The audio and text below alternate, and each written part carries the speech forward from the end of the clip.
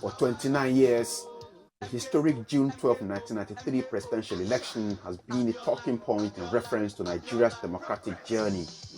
Free, fair, and produced a popular pan-Nigerian mandate for billionaire businessman Moshood Abiola.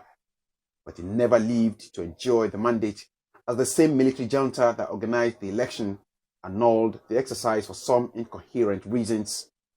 Like MKO Abiola, several other Nigerians, including his most senior wife at the time, Kudirat, paid the supreme price in the struggle to actualize the mandates. Gone with the mandate were the opportunities that the watershed election presented for Nigeria, a country still in search of nationhood. But the discussions around the event and what could have been as the mandate stood never stop.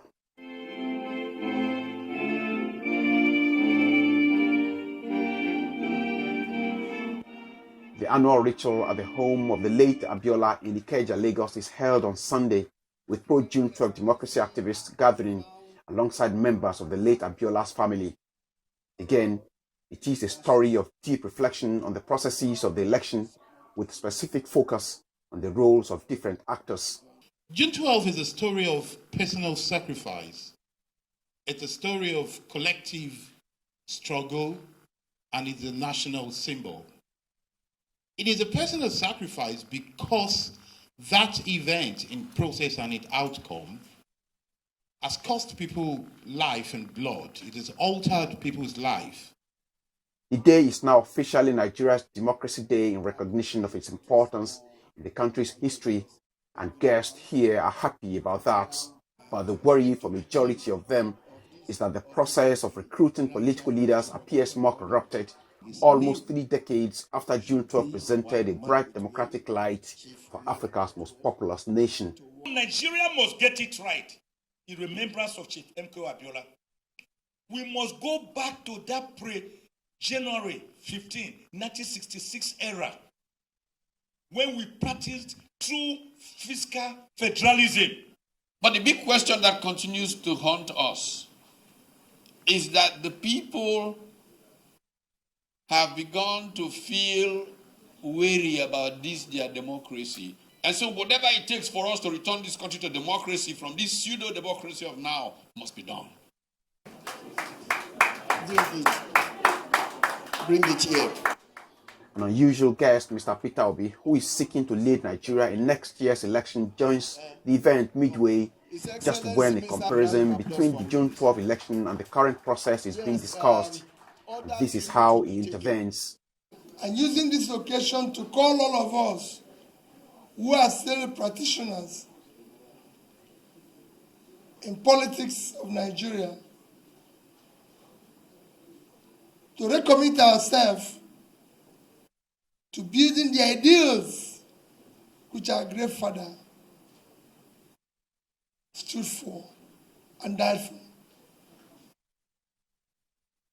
Finally, to all of us, I've been to so many churches today, and I've always asked them, being a Sunday, please continue to pray for Nigeria.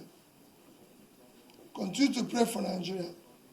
And let your prayer points be, may God touch the hearts of all of us, including myself, who are politicians, to use public money for public good. I believe if there is the last legacy, the most important one that remains for the president to do, is to conduct a free, fair, and credible election and hand over political power. It should not be like the APC primaries, where there was an attempt to impose a candidate.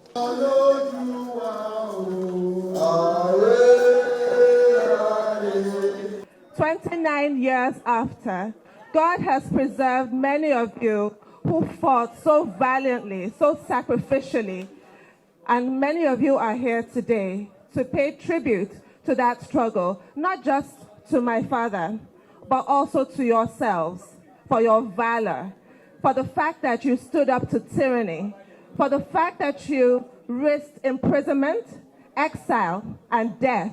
What I'm actually even more disappointed about is that the potential gain and progress we could have made if that election was allowed to happen. But notwithstanding, we are in a democracy now. It is not perfect, but it's what we have. What we need to do now is to participate.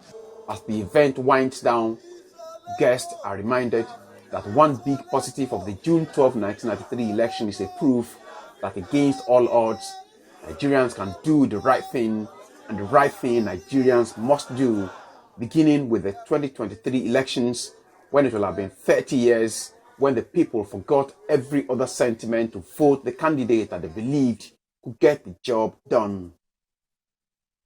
Tokunbo Oyetunji, Arise News, Lagos.